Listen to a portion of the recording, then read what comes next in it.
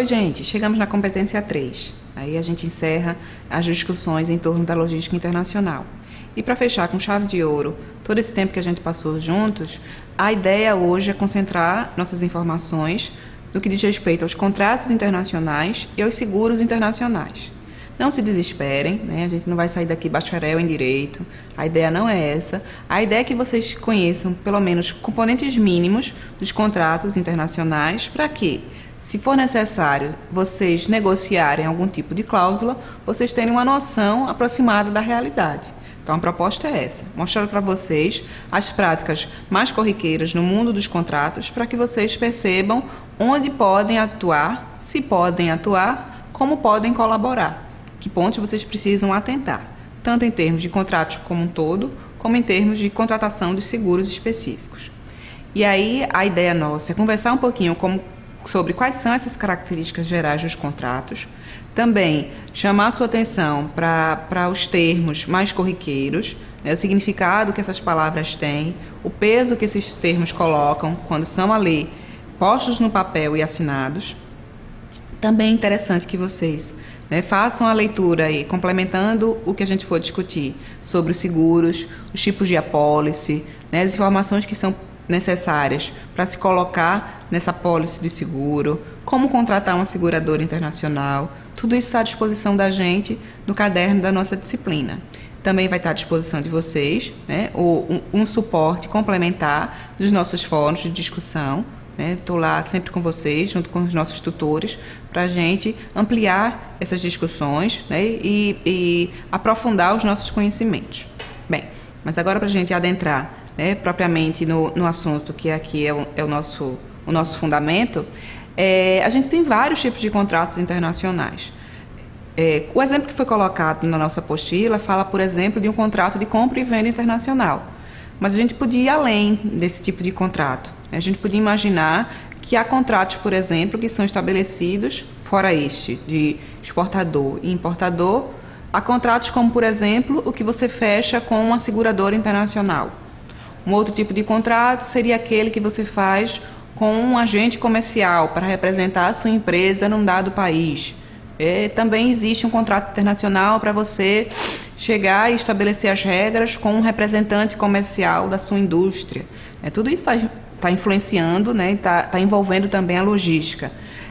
Também pode ser um contrato, por exemplo, que você fez com a empresa transportadora, ou que essa empresa transportadora fez com o importador daquela mercadoria. Então, vão mais exemplos aí para que vocês ampliem, né, a noção de que o contrato sobre o qual a gente está falando não se fecha somente ao contrato de importação e exportação. Há contratos também que são assinados entre o seu banco e você para fazer o fechamento do câmbio, ou entre o seu banco e o banco do importador, né?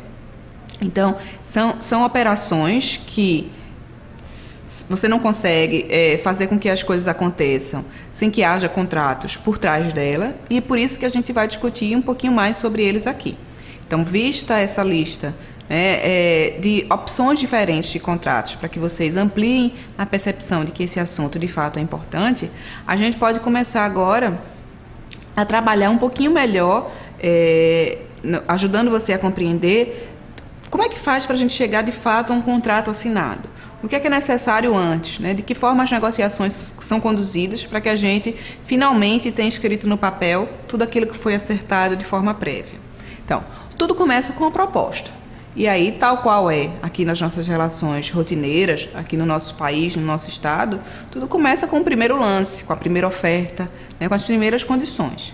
E aí essa proposta é uma venda ainda em potencial. A gente ainda não tem certeza se o outro lado vai concordar com aquilo que a gente está oferecendo.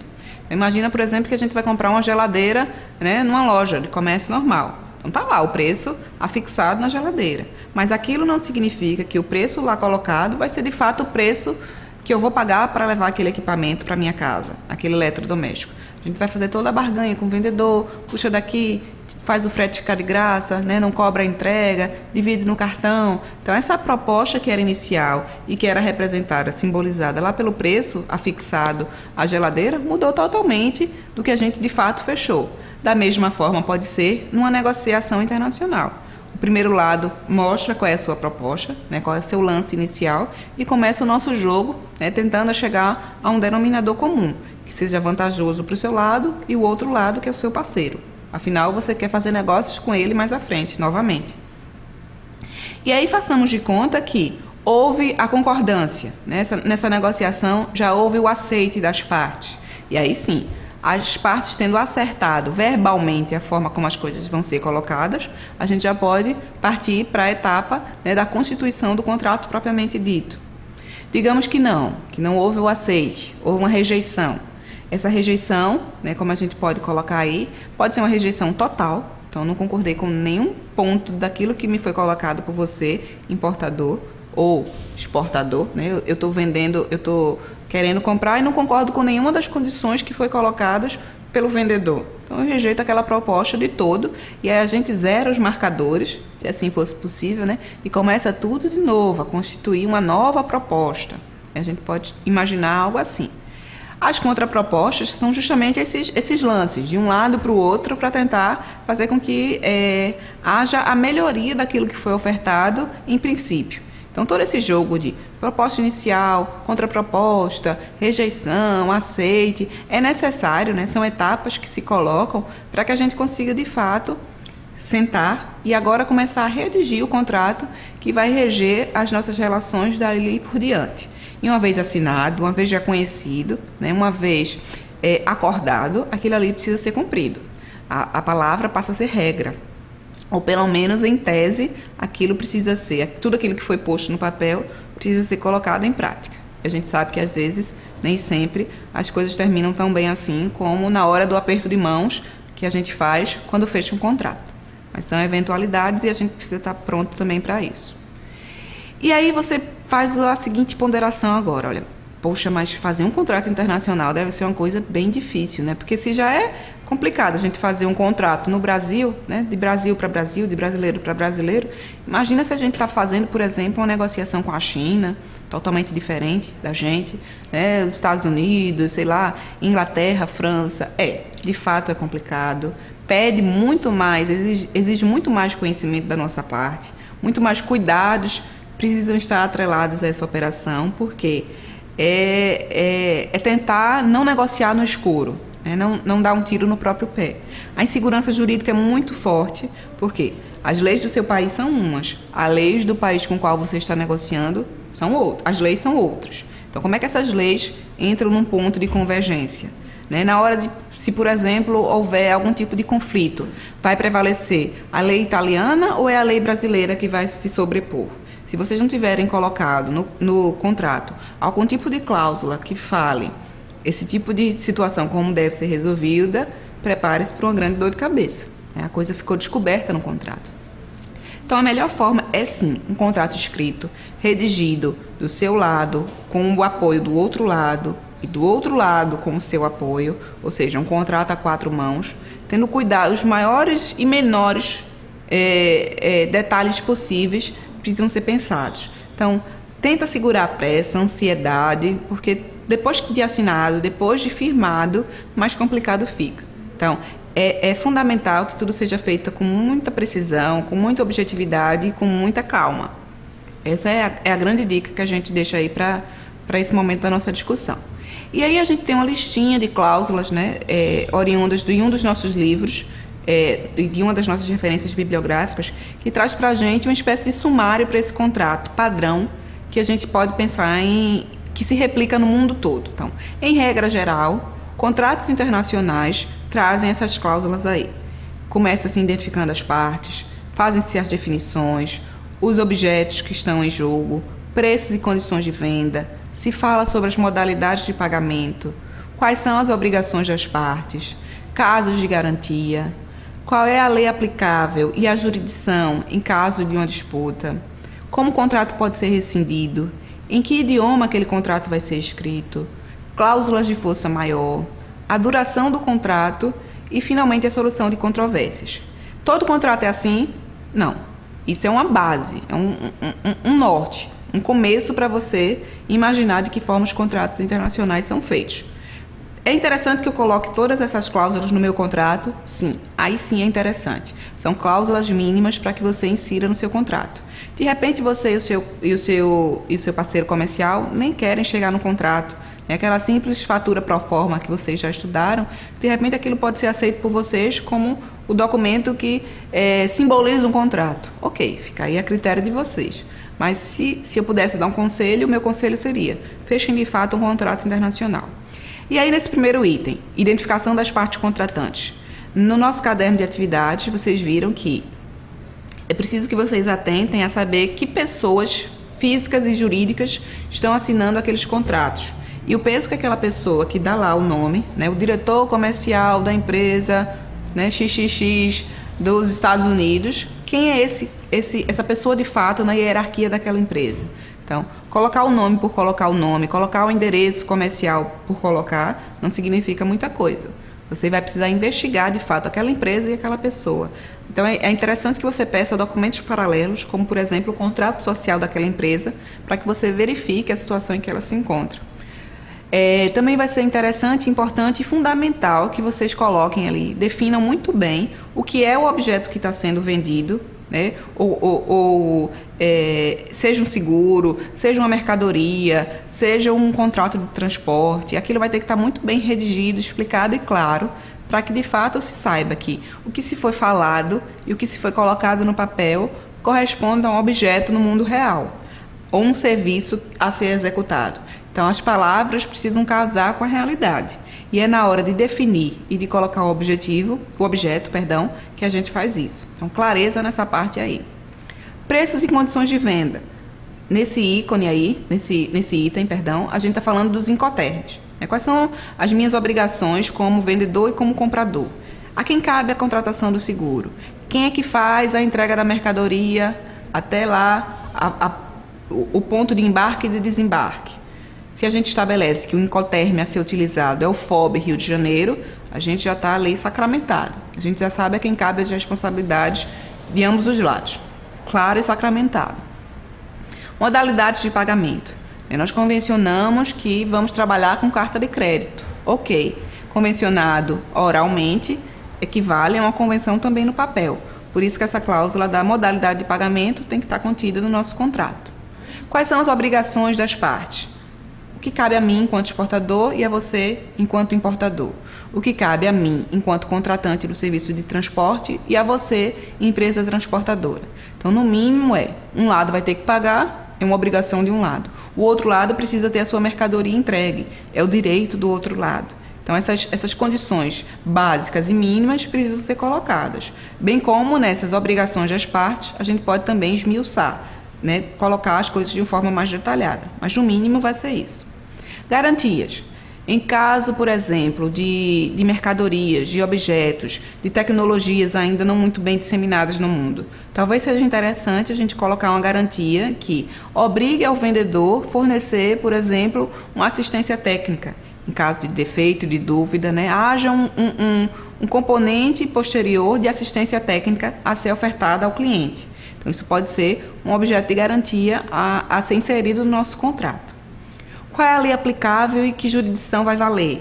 Então, no caso de uma disputa comercial, de algum tipo de desentendimento entre o importador e o exportador, ou a transportadora e o contratante, quem é que vai ter a razão do ponto de vista legal? Vai prevalecer a lei francesa, em detrimento à lei brasileira? Ou se convencionou que de fato é melhor a gente trabalhar com a lei brasileira? Os nossos parceiros franceses concordaram em se utilizar da legislação brasileira para aquele tipo de situação. Isso é uma coisa que precisa ser resolvida por vocês, pelos dois lados. Em caso de rescisão, de encerramento daquela relação comercial, claro que a gente vai para o contrato sem pensar nisso. A gente quer que o contrato seja assinado, que as coisas aconteçam da melhor forma possível, que a gente volte a ter relações com aquele parceiro, mas de repente aquele contrato precisa ser rescindido. Vamos imaginar que a outra parte não cumpre aquilo que lhe foi colocado como obrigações. Há um descumprimento. Então, se a gente não coloca uma cláusula de rescisão, a coisa fica solta. Nessa rescisão, vai caber algum tipo de penalidade financeira, se o contrato não for cumprido até o final? Ou as partes concordam que, em caso de rescisão, ninguém deve nada a ninguém e a vida segue? Não sei. que forma vocês vão chegar a esse entendimento cabe a você e a seu parceiro. Mas que é interessante a gente imaginar que uma cláusulazinha para rescisão cai bem, isso cai mesmo. O idioma. Que tipo de idioma vai prevalecer? Sou brasileira, você é chinês. Nosso contrato vai ser escrito em português, em mandarim ou em inglês? E se a gente opta, por exemplo, pelo inglês? É interessante que nós tenhamos o nosso tradutor e o outro lado também o tenha, e a gente consiga fazer a verificação para notar se essas traduções, de fato, elas batem, principalmente em termos técnicos. A gente já trabalhou em experiências profissionais com 2 tradutores diferentes e cada um escrevia um termo técnico de um jeito. Então foi complicado para a gente, enquanto cliente, saber se o termo técnico se escrevia dessa forma ou dessa outra forma daqui. Foi uma situação inusitada, mas que a gente precisou chegar a um terceiro tradutor para meio que tirar aí na sorte qual era o termo correto. Então imagina, o meu exemplo não era nem de um contrato internacional, estava falando de uma tradução de uma coisa mais simples, de uma atividade corriqueira. Mas no contrato internacional, imagina só o peso de uma palavra mal traduzida ou mal colocada para tudo isso que a gente está construindo aqui. Cláusulas de força maior. Então, isso contempla justamente e geralmente fatores impeditivos para realização, para o cumprimento daquele contrato. Por exemplo, o país com o qual você tinha negociado, entrou em guerra civil. Como é que você vai fazer a entrega daquela mercadoria? O país está em guerra. Houve um acidente natural, um tsunami, um furacão, e a mercadoria que estava naquele navio sofreu uma total avaria, uma total perda. E agora, como é que a gente faz? Se a gente não coloca essa cláusula de força maior no nosso contrato, a gente vai ter muita dor de cabeça, porque uma situação inesperada que aconteceu, sobre a qual a gente não tinha nenhuma possibilidade de ter antevisto isso ou de ter tomado algum tipo de atitude para resolver, e agora está aí o grande problema na nossa porta, para a gente poder resolver.